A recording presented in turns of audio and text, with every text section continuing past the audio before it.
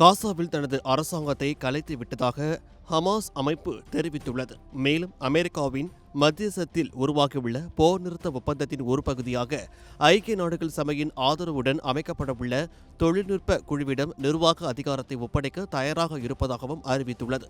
பாலஸ்தீனத்தின் ஒரு பகுதியாக கருதப்படும் காசாவை ஹமாஸ் அமைப்பு 2007ஆம் ஆண்டு முதல் நிர்வகித்து வருகிறது. இதேவேளையில் காசா மீது கட்டுப்பாட்டை நிலைநிறுத்த இஸ்ரேலும் தொடர்ந்து முயற்சி செய்து வருகிறது.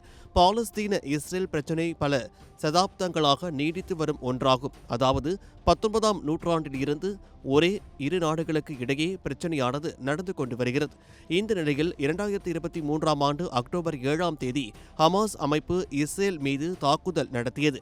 இந்த தாக்குதலில் 815 பொதுமக்கள் உட்பட 1195 பேர் உயிரிழந்தனர். மேலும் 251 பேர் பிணை கைதிகளாக கொண்டு செல்லப்பட்டனர்.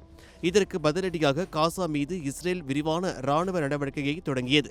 கிட்டத்தட்ட 2 ஆண்டுகளாக நீடித்து வரும் இந்த போரில் இதுவரை 73,098 பாலஸ்தீனியர்கள் உயிரிழந்து உள்ளதாக தெரிவிக்கப்பட்டுள்ளது. போரை முடிவுக்கு கொண்டுவரும் முயற்சியாக கடந்த ஆண்டு அக்டோபரில் பல்வேறு நாடுகள் போர் நிறுத்தத்திற்கு ஆதரவு தெரிவித்தன.